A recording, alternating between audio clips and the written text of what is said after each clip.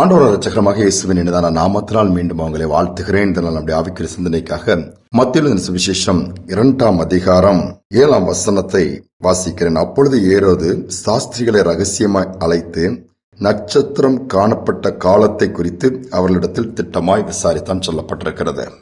நட்சத்திரத்தை பார்க்கறாங்க, அது ஒரு ராஜா பிறந்திருக்கிறத காண்பிக்கிறது. உடனே அவர்கள் அதை ஃபாலோ பண்ணி வராங்க. எருசலேமுக்கு வர வந்துட்டாங்க ஞானிகள். உடனே அவங்களுக்கு ஒரு தாட் வருது, ராஜா அரண்மனையில தானே பிறக்க முடியும், குடிசையிலயோ அல்ல எங்கேயோ ஒரு சத்திரத்திலயோ அந்த முன்னணியிலோ பிறக்க வாய்ப்பு இல்லை. ஏன்னா அவர்களுக்கு வேதத்தின் காரியங்கள் எல்லாம் அது தெரியவில்லை. ஞானிகள் நட்சத்திரத்தை கண்டுபிடித்து விட்டார்கள்.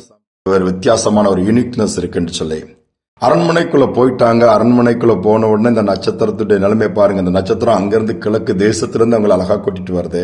வந்த உடனே பாதம் மாதிரி போயிட்டாங்க. அவங்க அரண்மனைக்குள்ள போனோன்னா ராஜாவுக்கு ஷாக். ஏன்னா அங்க குழந்தைதும் பிறக்கல. இப்ப இன்னொரு ராஜா பிறந்திருக்கிறானோ தனக்கு எதிரியாகத்தான் அவன் மாறுவான், தன்னுடைய ராஜ்யபாரத்தை இழக்க நேரிடும் என்ற ஒரு பயம். ஏரோதின் அரண்மனை அங்க எல்லாமே கலக்கம் வந்து விட்டது. அதனால அங்க ஒரு குழப்பம் போயிட்டே இருக்குது. ஆண்டவர் அனுப்பினால் அது பிரகாசித்த அந்த நட்சத்திரத்துடைய நிலைமை என்ன இருக்கும்?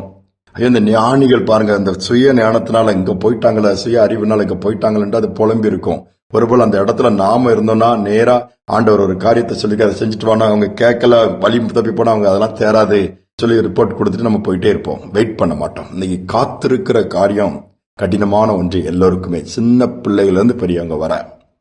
வெயிட் பண்ணனாலே பிடிக்காது. இன்னைக்கு வெயிட் பண்ணிட்டோம்னா ஐயோ அதெல்லாம் வாய்ப்பு இல்லை, எப்போ கிடைக்கும், எப்போ வரும், எவ்வளவு நேரம் காத்திருக்கிறது, கோபப்பட்டு சில நேரம் சில இடத்துக்கு ஏதாவது பொருள் வாங்க போனாலும் சரி, எல்லாத்துல வெயிட் பண்ண வச்சா எவ்வளவு நேரங்க காத்திருக்கேன், எனக்கு வேற வேலை இல்லையா, கோபப்பட்டு அந்த எரிச்சலின் தாக்கம் வெளிப்படுறத நம்ம பார்த்திருக்கிறோம். காத்திருத்தலை நீ விரும்பாதான ஆண்டவன் சொன்னார், சில காரியங்களுக்கு காத்திருக்க சொல்றாரு. கர்த்தருக்கே காத்திருன்னு சொல்லப்படும். கர்த்தருக்கு காத்திருக்கிறவங்க தான் கழுகு போல செட்டைகள் எடுத்து எழும்ப முடியும். அவங்க ஓடினா ஒண்ணுமே பாதிப்பு இருக்காது, நடந்தாலும் கை கால் வலிக்காது, டயர்ட்னஸ் ஆகாது. ஆனா காத்திருக்காதவங்க ஓடாண்டான் நடக்காண்டான் உட்கார்ந்தாலே அவங்க டயர்ட் ஆயிடுவாங்க. இன்னைக்கு அதை தானே பாக்குறோம். உட்கார்ந்தா இருக்க உடம்பெல்லாம் அடிச்சு போட்ட மாதிரி இருக்குது, ஒண்ணுமே முடியல, நிறைய பேர் புலம்புறோம்ல. காத்திருக்கிறோமா? காத்திராமல் அவசரப்பட்டு எடுத்த முடிவுகளுடைய பாதிப்பனுக்கு ஒவ்வொருடைய வாழ்க்கையில ஒரு பகுதி இருக்கத்தான் செய்யும். கேட்டா சொல்லுவாங்க.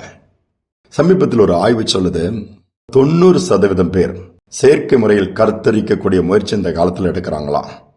ஏன்னா குழந்தை பாக்கியல திருமணம் ஆன உடனே ஒரு மாசத்திலே தெரியும், நல்லது. பெற்றோர்கள் வேற அதுக்கு மேல நான் ஒண்ணும் இல்லையான்னு கேட்ட அந்த பிள்ளைகளை ஒரு வழிபடுத்திருந்தாங்க. சமுதாயத்துக்கு வெளியே போன கேள்வி, அவங்க என்ன நினைக்கிறாங்க, இன்னைக்கு வயசு வந்த உடனே கல்யாணம் ஆயிரணும், படிச்ச உடனே வேலை கிடைச்சிடணும், சம்பாத்தியம் பண்ணிடணும், இன்னும் வீடு கட்டலையா, அவனுக்கு வீடு இல்லாம இருக்கிறா, இன்னைக்கு ஒரு கார் இல்லாம இருக்கா, இப்படி கேள்விகள் எல்லாம் வேர்ல்டு வைடா இன்னைக்கு போயிடுச்சு. அதனால எல்லாமே சோர்ந்துப்பா, அது இருந்தாதான் வாழ்க்கை, அது இருந்தாதான் ஆசீர்வாதம், அது இருந்தாதான் கர்த்தர் கூட இருக்கிறாருங்கிற ஒரு சிந்தனைக்குள்ள வந்துருச்சு. இல்ல என்ன நடந்தது? அவசரப்பட்டு பிள்ளைகள் வேணும், இன்னும் குழந்தை பாக்கியம் இல்லைன்னொன்னே மருத்துவமனைக்கு போறாங்க. கருத்தரி காரியம் செயற்கை முறையில லட்சக்கணக்கான பணம் ஆகுது. அப்படியே நிறைய பேருக்கு வாய்ப்பதில்லை. இதுல அந்த சமீபத்திய ஆய்வு சொல்லுது, 90% பேர் இதனால கடனாளிகளா மாறிட்டாங்களாம். கடன்ல மாட்டிட்டு நீங்க முடிச்சிட்டு இருக்காங்களாம். ஏன் கர்த்தர் கொடுக்க மாட்டாரா? கல்யாணம் 2 வருஷம் ஆகட்டுமே, 3 வருஷம் ஆகட்டுமே, இல்ல 5 வருஷம் கூட ஆகட்டுமே. கர்த்தர் எனக்கு திருமணத்தை நடத்தி கொடுத்தாரு, அவருக்கு தெரியும் இந்த நேரத்துல குழந்தை கொடுக்கணும்னு சொல்லி.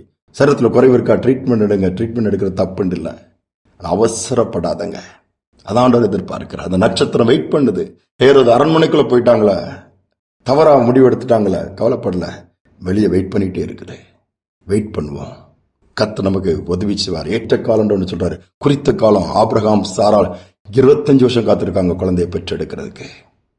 இன்னும் சொல்லப்போனா சகரியா, எலிசபெத் எல்லாமே வெயிட் பண்றாங்க. வெயிட் பண்ணி பெற்றுக்கொண்ட பிள்ளைகள் தீர்க்கதரிசியா தேசங்களை அசைச்சிருக்கிறாங்க. நம்முடைய வாழ்க்கையில் ஆண்டவர் கையில தாழ்த்தி ஒப்பு கொடுத்து, வேலை காரியங்களா, திருமண காரியங்களா, வீட்டின் காரியங்களா, whatever it may be, காத்திருப்பேன், கர்த்தருக்கு காத்திருப்பேன். கர்த்தர் ஏற்ற நேரத்தில் செய்வாரு. அவர் நடத்தல்படி செய்யுங்க. ட்ரீட்மெண்ட் பண்ணல, ஜெபம் பண்ணி ஆண்டவர் நடத்தல்படி செய்யுங்க. அவங்க சொன்னாங்க, இவங்க சொன்னாங்க, ஓரம் கட்டிருங்க. இன்னைக்கு அந்த காரியங்களுக்காக ஜெபிப்போமா? ஒரு காத்திருக்கக்கூடிய, பொறுமையா இருக்கக்கூடிய ஒரு இருதயத்தை கொடுங்கன்னு சொல்லி அன்பின் தகப்பனே இந்த நாள் நம்முடைய சமூகத்தில் வந்திருக்கோம். அநேக நேரத்தில் நாங்கள் அவசரப்படுறோம்ப்பா, ஃபாஸ்டா எல்லாம் நடக்கொண்டு விரும்புறோம். எல்லாம் உடனே இல்ல. நீர் நியமித்த நாட்கள் இருக்குது, குறித்த காலங்கள் இருக்குதுப்பா. எல்லாவற்றுக்கும் ஒரு காலம் உண்டு, எல்லாவற்றுக்கும் ஒரு சமயம் உண்டு சொல்லியிருக்கீங்க. இன்னும் மாற்றம் ஏற்படலையே, இன்னும் விடுதலை கிடைக்கலையே, இன்னும் சுகமாகலையே, இன்னும் அற்புதம் நடக்கலையே, என்கிற பிள்ளைகளுக்கு ஒரு தைரியத்தை நீ கொடுங்க. குறித்த காலத்துல நான் செய்வேன்னு சொல்லுங்கப்பா.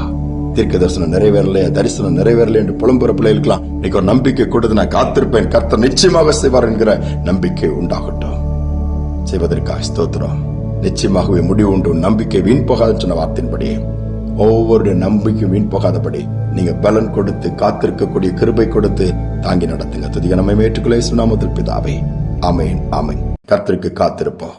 நிச்சயமாகவே நாம் நம்புகிற காரியத்தை, விரும்புகிற காரியத்தை கர்த்தர் நமக்கு செய்து கொடுப்பார். சிந்தனையோடு நாளை தொடருவோம்.